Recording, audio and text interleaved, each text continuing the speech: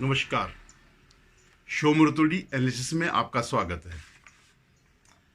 आज मैं बात करने आया हूं, कल जो एग्जिट पोल हुए गुजरात, हिमाचल प्रदेश और एमसीडी के दिल्ली के, इसके मायने क्या है, इसका भविष्य की राजनीति में क्या फर्क पड़ेगा। फिलहाल तो ये मान के चला जा सकता है कि एग्जिट पोल एग्जैक्ट पोल नहीं है, ये माना जा सकता है। लेकिन एग्जिट पोल जो है वो ट्रेंड है उसको जरूर शो करेगा। मतलब रिजल्ट जो है, परिणाम इसके आसपास ही रहेंगे। जो एग्जिट पोल जो दिखा रहा है, और लगभग हर एग्जिट पोल एक किस्म के ही संकेत दे रहा है, तो ये काफी कुछ परिणामों के नजदीक होगा। हालांकि जैसे होता ही है कि जो हारने वाली पार्टियां जो होती हैं वो इस बात को नहीं मानती हैं जब तक परिणाम नहीं आते कि हम हार रहे हैं। लेकिन सबसे पहले जो बात करेंगे, गुजरात के चुनाव का विश्लेषण करेंगे, इस एग्जिट पोल का विश्लेषण करेंगे, क्यों ये मायने रखता है और क्यों ये भविष्य की राजनीति को तय करेगा। ये निश्चित मानिए कि 2024 और 2029 में ये जो ट्रेंड चल रहा है इसका जो है मायने हैं, और ये वो सामने आ जाएगा इन चुनावों में। पहली बात तो ये है कि गुजरात के जो परिणाम आ रहे हैं, जो एग्जिट पोल बता रहे हैं, उसमें कांग्रेस को बड़ा सदमा लगने वाला है। और आम आदमी पार्टी, ये लगभग तय हो रहा है कि कांग्रेस को रिप्लेस करेगी। 2024 में नहीं करेगी तो 2029 में जरूर, जहां जहां कांग्रेस का वोट बैंक है, जहां जहां कांग्रेस का अभी भी प्रभाव है, वहां उसको रिप्लेस करेगी। ये लगभग तय है। आप ये देखिएगा कि जो अगर ये थ्रेशहोल्ड जो 10% का है, अगर आम आदमी पार्टी इसको क्रॉस कर लेती है तो फिर बहुत जल्दी ही कांग्रेस का समापन होना शुरू हो जाएगा। क्योंकि जो भी वोट आम आदमी पार्टी को मिल रहा है वो बीजेपी का वोट नहीं मिल रहा है, वो कांग्रेस से शिफ्ट होकर के मिल रहा है। मुस्लिम्स का जो कोर वोट बैंक है, जो थोक में वोट देता है, वो लगभग हर जगह कांग्रेस से शिफ्ट होकर के बीजेपी में, वो इसमें आम आदमी पार्टी में जा रहा।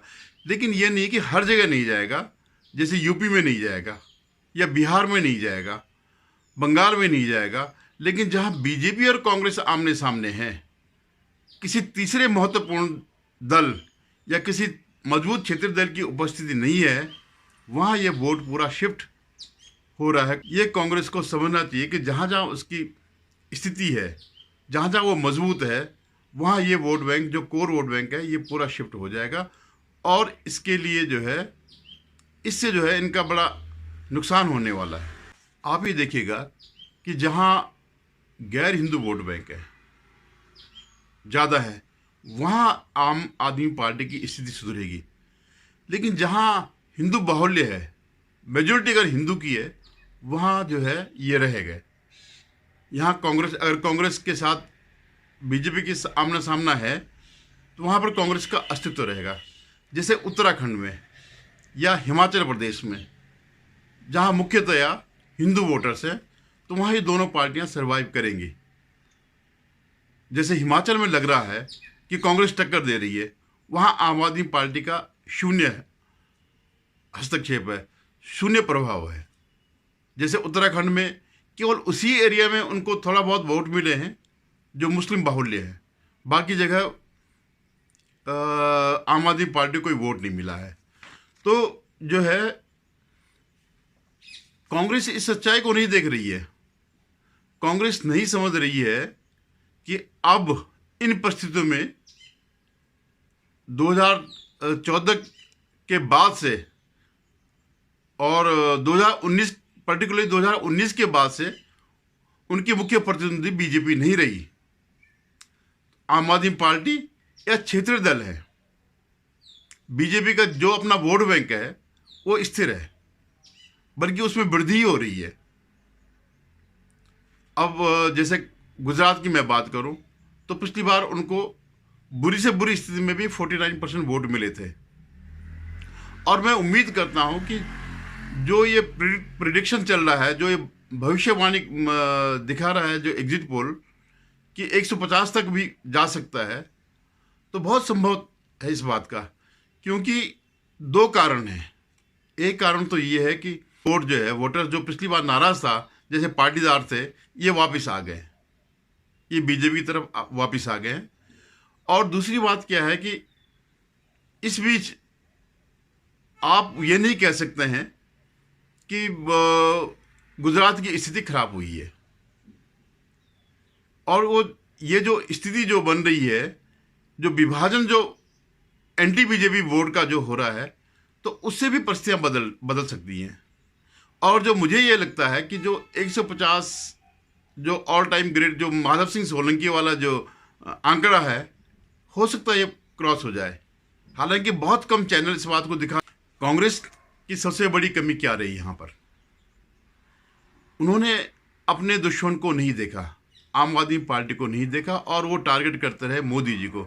बीजेपी को भी नहीं किया उन्होंने, वो मोदी जी को ही टारगेट करते रहे और गुजरात में ही जाकर के टारगेट करते रहे, उनके खिलाफ अपशब्द बोलते रहे।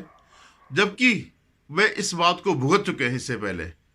कई बार, जितनी बार इन्होंने मोदी जी को गालियां दी, और विशेषकर गुजरात में, वो जो है इनके लिए हानिकारक हो रहा है।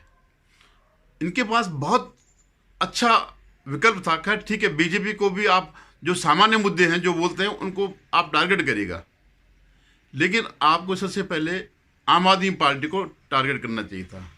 जो दिल्ली में जो भ्रष्टाचार की जो लहर निकल रही है, इनसे जो है जो भ्रष्टाचार की नदी निकल रही है, ये इस पर टारगेट कर सकते थे। जो खोखला जो दिल्ली का जो प्रशासन है, जो खोखला इनके वायदे हैं, स्कूल शिक्षा या स्वास्थ्य शिक्षा, ये सब झूठ है। पॉल्यूशन हो गया, सारी चीज़ें दिल्ली में कुछ नहीं हो रही हैं, और आपने उनको टारगेट नहीं किया। आप टारगेट करते रहे मोदी जी को, उनकी शॉल को, उनकी माँ से मिलने को, और उनको भस्मासुर कहने को। तो आपने जो है गुजरात के लोगों को और नाराज़ कर दिया। और गुजरात क्यों? जब आप एक चीज़ आप निश्चित मान लीजिएगा, 100% मान लीजिएगा कि अगर आप मोदी जी को गाली देते हैं तो जनता, अपने जो हिंदू हैं, वो इसको अपने लिए मानते हैं, वो ज़्यादा संगठित होते हैं। ये 100% है। तो ये जो है, ये रणनीतिक भूल जो है कांग्रेस को बहुत भारी पड़ने वाली है। एक और चीज़ है जो कांग्रेस को खा रही है, वह है जो इसका जो राहुल गांधी का जो कोटरी है, जो दरबारी हैं, वो लेफ्ट लिबरल गैंग के हैं। जो वामपंथियों का, जो जेएनयू से निकला हुआ या इधर उधर से जो तिरस्कृत हैं, उनका शरणस्थली बन गया है राहुल गांधी। ये जो वामपंथी हैं, पहली बात तो ये कि एंटी हिंदू हैं, 100% ये हिंदू विरोधी है।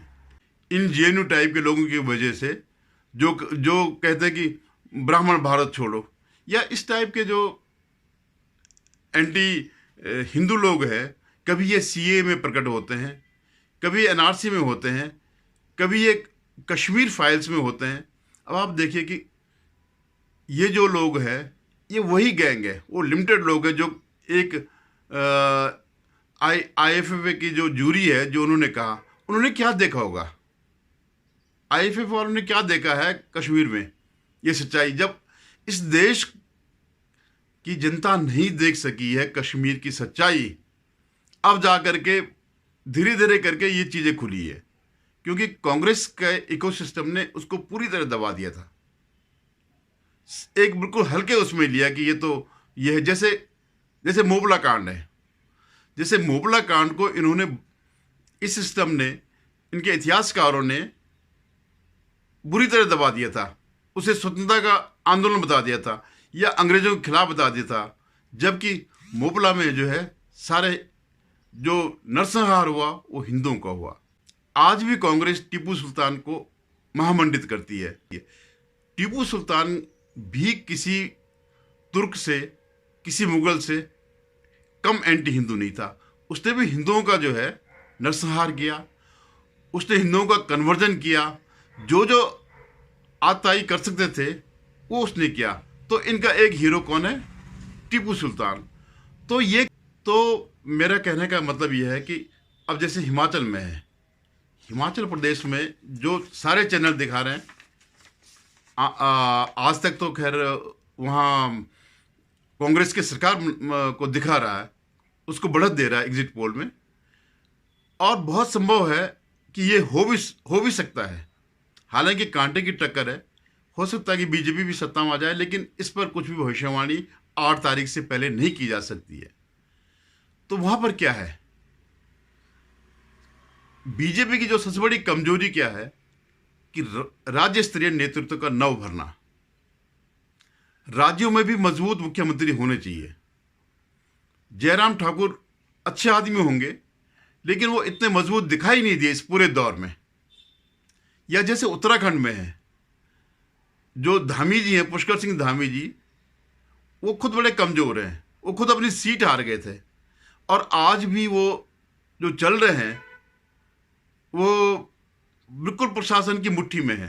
वो कोई इंडिपेंडेंट फैसला नहीं ले पा रहे हैं, वो कुछ देख ही नहीं रहे जनता को, वो जनता के मनोभावों को नहीं देख रहे हैं, जनता का हित क्या होता है वो नहीं देख रहे हैं। जो ब्यूरोक्रेट्स कर रहे हैं वो उसी पर उनका ध्यान है।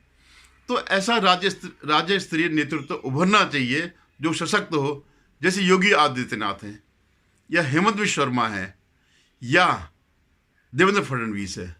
इनकी अपनी साख है, इनका अपना महत्व है, इनका अपना वोट बैंक है, इनके अंदर मजबूती है।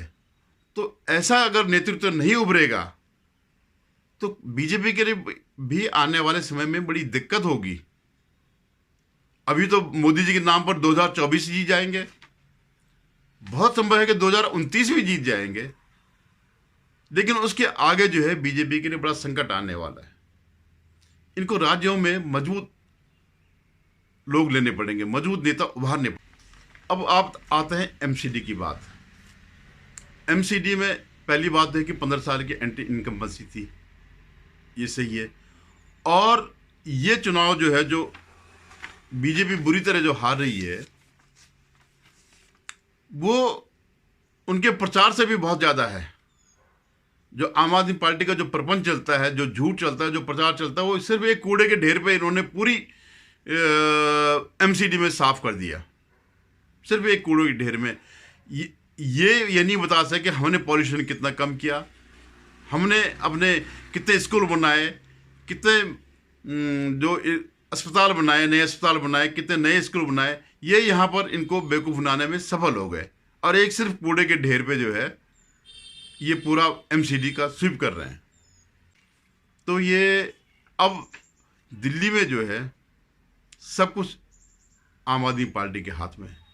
अब दिल्ली का जो कबाड़ा होगा तो भी अरविंद केजरीवाल के लिए किसी को दोष देना संभव नहीं होगा। हालांकि वो झूठे नंबर 1 हैं, वो किसी को भी दोष दे सकते हैं, लेकिन अगर जनता के अंदर वो रहा, थोड़ी समझ रही, तो शायद ऐसा न हो कि वो किसी को भी झुटला सकें। और दूसरी बात क्या है कि एनआरसी लागू होना बहुत ज़रूरी है।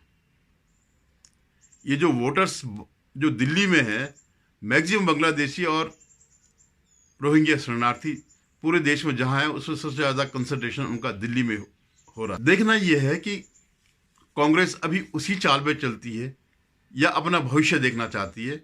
ये अगले 1-2 साल में ये पता चल जाएगा कि कांग्रेस की रास्ता आत्महत्या का रास्ता है या रिवाइव करने का रास्ता है। और ये तभी संभव है जब कांग्रेस गांधी परिवार से मुक्ति पाए। आप ये निश्चित मानिए, अगर राहुल गांधी इनके सबसे बड़े नेता रहे तो कांग्रेस के पतन को, कांग्रेस के समापन को कोई नहीं रोक सकता है। धन्यवाद। अगर मेरा ये वीडियो पसंद आया, मेरा ये एनालिसिस पसंद आया, तो इस वीडियो को लाइक करें, शेयर करें और सब्सक्राइब जरूर करें। धन्यवाद।